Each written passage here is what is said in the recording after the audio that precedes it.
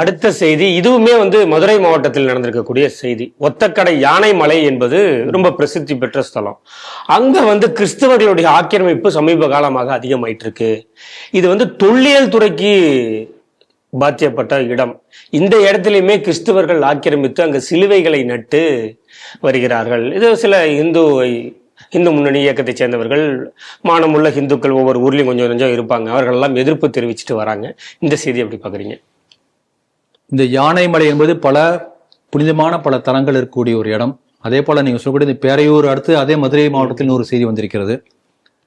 இப்போ அந்த இடத்துல அந்த பிரசித்தி பெற்ற பல கோயில்கள் இருக்கக்கூடிய மலை மேல, தொல்லியல் துறை கட்டுப்பாட்டில் இருக்கக்கூடிய மலை மேல இவங்க சிலுவை கொண்டு நட்டு போறாங்க. தொல்லியல் துறையாவது மற்ற ஏதாவது எங்களுக்கு எதுவுமே கவலை. நாங்க நினைச்சா போன செய்தியில பார்த்த அதே தான். சிடிவில போன வருட ஆண்டு விழா நினைக்கிறேன். இதே போல பூண்டி நீர் தேக்கம், பூண்டி அந்த மலைப்பகுதியில், அந்த பூண்டி நீர் டேமுக்குள்ளார நீர்பிடிப்பு பகுதியில் உள்ளே போய் பாதையே அமைச்சு உள்ள ஒரு சர்ச்சு கட்டியிருக்காங்க. வனத்துறைக்கு சம்பந்தமான வனத்துறை. அது நீர் அதிகமா வரும்போது அந்த டேம் தண்ணி நிறைஞ்சிருக்கும், வெய்ய காலத்துல அந்த காடா இருக்கும். அந்த இடத்துல உள்ள போய் ஒரு டேம் ஆக்கிரமிக்கிறாங்க. வனத்துறையாவது ஒன்னாவது, இப்ப தொல்லியல் துறையாவது ஒன்னாவது.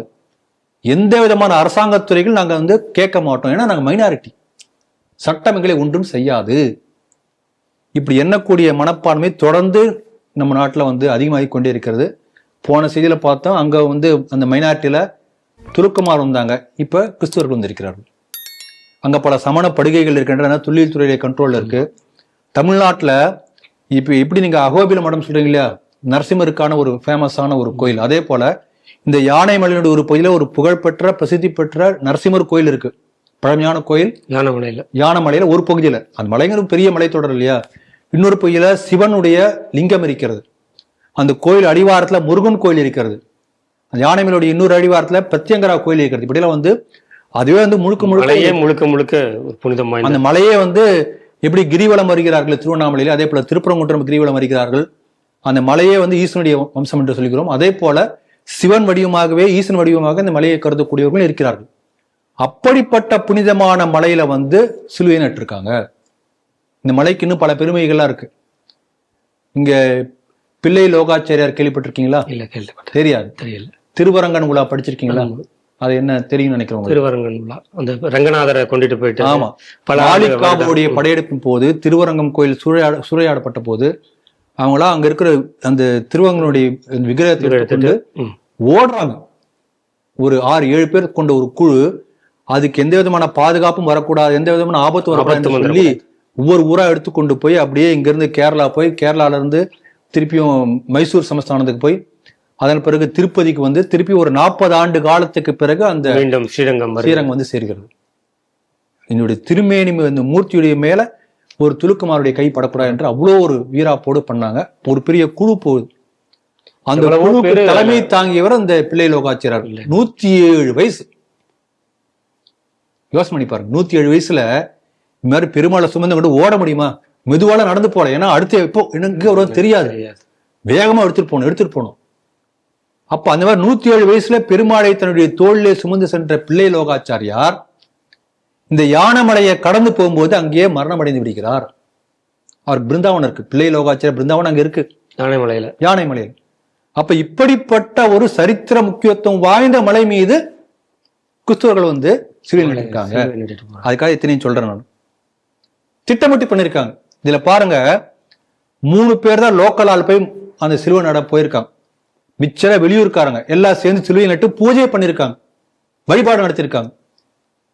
ஆகவே திட்டமிட்டு இந்த மாதிரி ஒரு மலையை ஆக்கிரமிக்க ஒரு முயற்சி நடந்திருக்கிறது. இது இதே போல பேட்ட நிறைய உதாரணம் இருக்கு. நம்ம ஏமாந்துட்டோம்னா அது ஒரு பாஜக பிரமுகர் தான் போய் புகார்லாம் கொடுத்து பெரிய முயற்சி எடுத்துக்க, அவருக்கு நான் பாராட்டுறேன். அவருடைய பேர் அந்த ஹரிஹரபுத்திரன் நினைக்கிறேன், ஹரிஹரபுத்திரன். அவருக்கு பாராட்டுதல்கள், வணக்கங்கள், வீர வணக்கங்கள். ஏன்னா இப்படி அந்த காலத்துல நம்ம கைவிட்டதுனால திருப்பரங்குன்றம் பிரச்சனை இன்னைக்கு வந்திருக்கு இல்லையா. சிக்கந்தர் பாஷா அப்படின்னு சொல்லி ஒருத்தர் தர்கா எப்படி வர விட்டாங்க. அந்த தலைமுறையினரின் அலட்சியம் இப்ப நம்ம பாதிக்கிறோம். அதே போல நம்ம அலட்சியமா இருந்துட்டோம்னா வருங்கால தலைமுறையும் அதே. அதுக்காக அவர் பெரிய முனைப்படுத்துக்க அவர் பாராட்டுதல், அதுக்காக சொல்றாரு. இதே போல பாருங்க, இன்றைக்கு நம்ம கன்னியாகுமரியில் போனோம்னா விவேகானந்தருடைய பாறை இருக்கு, பாக்குறோம். விவேகானந்தர் தவம் செய்த பாறை. அது மட்டுமல்ல, அந்த பாறைக்கு இன்னொரு பேர் ஸ்ரீபாத பாறைன்னு பேரு. வடக்கே, நம்ம நாட்டுல என்ன நம்பிக்கைன்னா, வடக்கே இருந்து சிவன் வடக்கு தென்பக்கம் பார்த்து வந்து இந்தியாவை நோக்கி தவம் பண்றாரு. இமயமலையில உட்காந்து, கைலாசத்துல உட்காந்து. தெற்க ஸ்ரீபாத பாறையிலிருந்து அம்மன் வந்து ஒத்தைக்கால் நின்று கொண்டு கன்னியாகுமரி தாய் வந்து சிவனை பார்த்து தவம் பண்றாங்க. 2 பேருடைய பார்வைக்கு இடையிலே இந்த நாடு இருக்கிறது. நம்முடைய நம்பிக்கை அது. ஸ்ரீபாத பாறையில அம்மனுடைய பாதச்சோடு கல்லிலே அந்த பாதமே இருக்கும். விவேகானந்த கேந்திராக்கு நீங்க போனா பார்க்கலாம். அப்படிப்பட்ட ஸ்ரீபாத பாறையில தான் விவேகானந்தர் போய் அங்கிருந்து தவம் பண்ண போறது, அவருக்கு ஞானம் பிறக்கிறது, சிகாகோவுக்கு போக வேண்டும் என்று தெளிவு கிடைக்கிறது. அப்படிப்பட்ட ஸ்ரீபாத பாறையில விவேகானந்தர் 100ஆண்டு விழா நடக்கும் சமயத்துல அங்க ஒரு நினைவு சின்னம் எழுப்பணும் என்று சொல்லி எல்லாரும் சேர்ந்து முடிவு செய்த போது எல்லாம் முடிவு பண்ணிட்டாங்க. எல்லா கட்சிகள் எல்லாரும் சேர்ந்து ஒரு குழு அமைச்சு இந்த மாதிரி பண்ண முடிவு பண்றாங்க. மறுநாள் காலையில பார்த்தோன்னா கிட்டத்தட்ட 12 அடி உயரத்துக்கு கான்கிரீட் சிலுவை அங்க இருக்கு. ஏன் சிலுவை நட்டிருக்கான்னா, அந்த ஸ்ரீபாத பாதைக்கு போறதுக்கு நீங்க நிலத்துல இருந்து உள்ள போனோம் இல்லையா, அந்த கடற்கரையை முழுக்க ரோமன் கத்தோலிக்க கிறிஸ்தவர்கள், மீனவர்கள் அத்தனை பேர் கிறிஸ்தவர்களா மதம் மாறி இருக்கிறார்கள். சர்ச்சில் கூப்பிட்டான், நைட்டோட நைட்டா சிலுவை நட்டுட்டு என்ன சொல்றான்னா, இது வந்து யார் தெரியுமா, ஜேவியருடைய சிலுவை, பிரான்சிஸ் ஜேவியருடைய சிலுவை. யார் இந்த ஜேவியர்? யாருங்க? சேவியர், கோவால புனிதர். அவர் என்ன புனிதமான காரியம் என்ன தெரியுங்களா, பல கிட்டத்தட்ட 80,000 பேருக்கு மேல வந்து கழுத்தை வெட்டி கையை வெட்டி கொலை பண்ணவர். பல பேரும் சித்திரை பண்ணுவதற்காக விசேஷமான கருவிகள் வச்சிருந்தார். யாரெல்லாம் கிறிஸ்தவ மதத்துக்கு மாறவில்லையோ அவர்களை சித்திரவதை செய்யவோ கொலை செய்யவோ கிறிஸ்துவம் அனுமதிக்கிறது என்று சொல்லி அதற்கு ஒரு விளக்கம் கொடுத்தவர். இன்குவிசிஷன் என்று பெயர். அதன் பிறகு ஒரு உலகத்திலே மிகப்பெரிய ஒரு பெரிய பேசு பொருளாகி உலகத்துல பல இடங்களில் போய் பேசி இந்த இன்குவிசிஷன் நடத்தக்கூடாது என்று சொல்லி கிறிஸ்துவ சபையிலே முடிவு பண்றாங்க. அப்படிப்பட்ட கொடூரமான அந்த சேவியருக்கு அந்த இடத்துல சர்ச்சு வச்சு சிலுவை வச்சு சர்ச்சு நடணும். அப்போ ஒரு ஏக்நாத் ரானடே என்று அவர் தான் அதுக்கான அந்த முனைப்பை காட்டினார். RSS என்ற பெரிய தலைவர். அவர் பார்த்தார், கேரளாவில் போய் அங்கிருந்து மீனவர்கள் RSS சேர்ந்த சுயம் சேவகர்கள் 40 பேர் கூட்டிட்டு வந்து அவங்களாம் அந்த இடத்த ஸ்டடி பண்றாங்க. ஸ்டடி பண்ணி உடனே பண்ணல, மாசக்கணக்கில் எப்படி கரண்ட் இருக்கு, எப்படி வேவ் போகுது, எங்க மக்கள் இருக்காங்க யோசனை பண்ணி ஒரு நாள் இதே போல நடுராத்திரி முடிவு பண்றாங்க. ஆபரேஷன் விஜயதசமின்னு பேர். விஜயதசமிக்கு கரெக்டாக அந்த வேலையை பண்றாங்க. வெற்றி திருநாள் அன்னைக்கு ராத்திரி நேரா போறாங்க, அந்த சிலுவையை உடைச்சி எடுத்துட்டு வந்துடுறாங்க. மறுநாள் வந்து எல்லாம் கத்துறாங்க, அதுக்குள்ளார வந்து எல்லாம் முடியாது, ஏற்கனவே புதுசா நட்டிங்க நீங்க, அப்படி ஸ்டேட்டஸ்கோ மெயின்டைன் பண்ணுங்க.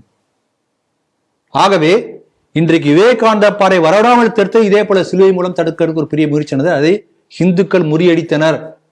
ஏக்நாத் ரானடே தலைமையில ஹிந்து மீனவர்கள் முறியடித்ததுனால இதனாட்ட அந்த இது வந்திருக்காரு. அதனால 2 ஒரு பாசிட்டிவ் உதாரணம், நெகட்டிவ் உதாரணம். நீங்க சொன்னீங்க சிக்கந்தர் பாஷா பத்தி சொன்னீங்க, அந்த தலைமையில அந்த காலத்துல விட்டுட்டாங்கன்னு. இந்த காலத்துல அதை முறியடித்து இருக்கிறார்கள். விவேகானந்த கேந்திரம் நமக்கு கண் முன்னால் சாட்சியாக இருக்கிறது. இதே போல பாருங்க, இங்கிருந்து நீங்க சென்னையிலிருந்து கிளம்பி திண்டிவனம் போனீங்கன்னா வஜ்ரகிரி மலை, அங்க போனீங்கன்னா இயேசு இப்படி கையை விரிச்சு நிற்பார். அங்க மலை மேல உச்சி, கீழே வந்து வஜ்ரகிரீஸ்வரர் ஆலயம் இருக்கிறது, மலை மேல் உச்சி பிள்ளையார் கோயில். அந்த பிள்ளையார் கோயில் வந்து கொஞ்ச நாள் வந்து மலை உச்சிக்கு போய் நடந்து போக மக்கள்லாம் சோம்பேறித்தனப்பட்டு கொஞ்ச நாள் வழிபாடெல்லாம் போச்சு. சிலுவையை நட்டா, சிலுவைக்கு அப்புறம் வந்து இயேசு சிலையை வச்சான் பெருசா, அந்த பிரேசில் நாட்டு இயேசு சிலை மாதிரி பெருசா இருக்கும்.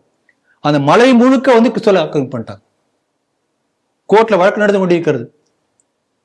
மேல்மருவத்தூர் பக்கத்துலயும் உத்தரமேரூர் பக்கத்துல இருக்கும்.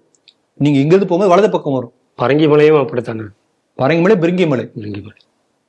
அது சிலுவை நட்டு வந்ததா தெரியல, ஆனா இது நம்ம கண் முன்னால சிலுவை நட்டு அதன் பிறகு மலையை ஆக்கிரமிக்கப்பட்ட ஒரு உதாரணம் வஜ்ரகிரீஸ்வரர். இதே போல கௌதமஞ்சிகிட்ட பேசிட்டு இருந்தேன். கன்னியாகுமரி மாவட்டத்திலிருந்து இதுக்கு கேரளாவுக்கு போற வழியில காளி மலை என்று காளி கோயில் கூடிய மலை, அதுலயும் சிலுவை நட்டு இதே போல ஆக்கிரமிப்பு.